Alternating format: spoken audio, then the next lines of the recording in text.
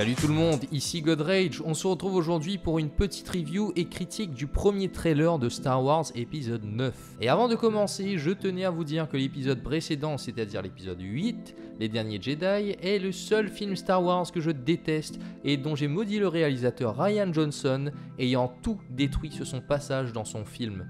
Et oui, rien que ça. It was at this moment he knew. He fucked up. Et c'est parti, on retrouve Rey dans un désert pour ne pas changer bien sûr. Elle est essoufflée comme si elle était en train de fuir quelque chose ou s'entraîner. Et oui, il serait peut-être temps qu'elle s'entraîne la petite pour avoir des pouvoirs aussi démesurés. Oula, ça serait pas le sabre de Luke, mais un peu plus custom avec 2-3 vis en plus et une partie noire qui a l'air plutôt stylée. Rappelons que son sabre a été détruit dans le croiseur de Snoke et visiblement Rey en a fabriqué un autre. Et c'est le début des hostilités entre J.J. Abrams et Rian Johnson.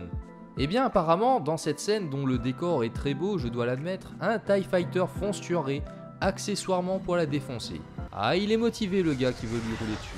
Cependant, tout laisse croire que c'est un entraînement, vu son positionnement et sa concentration. Si on aurait voulu la buter, je pense bien que le TIE Fighter serait resté dans les airs et l'aurait bombardé. Sinon, je pense que le pilote il est complètement con. Dans la scène suivante, un petit vaisseau se dirige vers une ville un peu cachée à travers les montagnes brumeuses. D'ailleurs, le vaisseau ressemble étrangement au vaisseau qui a abandonné Rey sur la planète Jakku. Ce sont peut-être ses parents au final. Bien évidemment, on retrouve Kylo Ren qui fait des trucs de méchant. Et j'ai l'impression qu'il attaque un village ou une base. En revanche, je comprends pas pourquoi son sabre laser il découpe pas le gars en deux. Et on peut applaudir Disney, bravo! Vive la cohérence! Un sabre laser c'est censé tout couper, nom de Dieu. Kylo Ren reconstruit également son casque, tout comme Rey avec un côté custom que je salue. Après je parle pas de la forme, ça peut être problématique, mais si vous regardez bien, l'espèce de casquette qui rajoute à l'arrière du casque me fait grave penser au casque de Vador. Hélas, tu n'es pas Vador.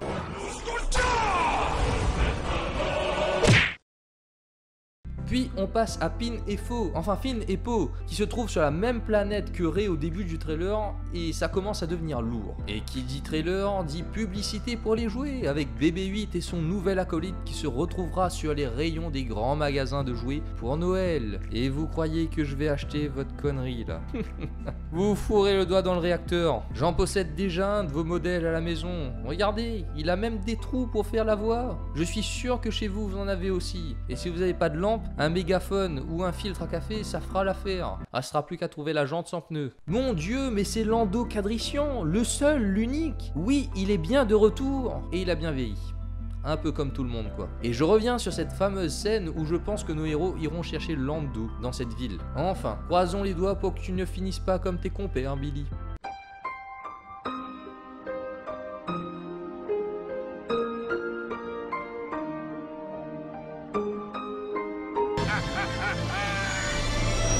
Et on enchaîne sur une course-poursuite qui, je suppose, se passe sur la même planète qu'au début. Ah, mais c'est chiant de répéter la même chose à chaque fois. Niveau créativité, ça vole pas haut. En parlant de ça, vous voyez ce vaisseau? Ça vous rappelle rien? Eh ben moi, si. Tiens, c'est cadeau. Adesso la mia vista va molto meglio. Invece di una macchia scura, ora vedo una macchia bianca. Non c'è niente da vedere. Io vivevo qui, lo sai. E ci morirai. Comodo, eh? Devi restare vicino a Ciube e a Lando. Ho pensato io a tutto. Oh, fantastico. On peut également voir dans ce trailer en mode furtif un combat spatial qui fait sûrement écho au combat final de Star Wars 6. D'ailleurs, Lando est là.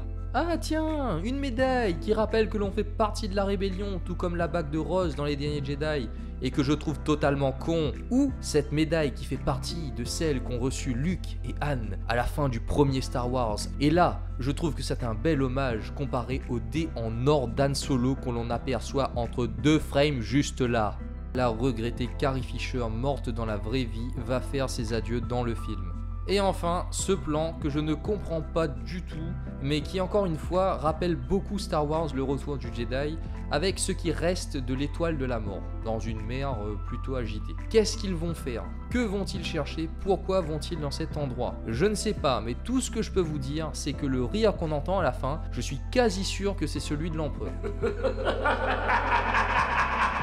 D'ailleurs, qu'est-ce que l'étoile noire vient foutre là? Elle a pas complètement explosé. Ah mais je pas vu Rose non plus. Ah bah ça fait plaisir, j'espère qu'on la reverra plus. Non mais sans deck, ce perso c'est une catastrophe. Pour terminer, je dirais que cette trilogie est de loin la pire des trois. Le fait que les réalisateurs ont des différents artistiques pose énormément de problèmes et crée de l'incohérence. Et personnellement, et je pense que c'est l'avis de pas mal de gens, l'épisode 8 ne sert strictement à rien. Et malheureusement, à travers ce Star Wars épisode 9, J.J. Abrams va non seulement devoir continuer et terminer l'intrigue, mais en plus réparer les conneries de l'épisode 8. Ah oui, j'oubliais, titre sur 20 avec The Rise of Skywalker. Ils sont tous morts, alors aidez-moi à comprendre ce titre. La seule explication que je vois, c'est que les parents de Rey sont des Skywalker. On dit merci J.J. Abrams, avec un petit lien de ma page Facebook dans la description. Ciao tout le monde!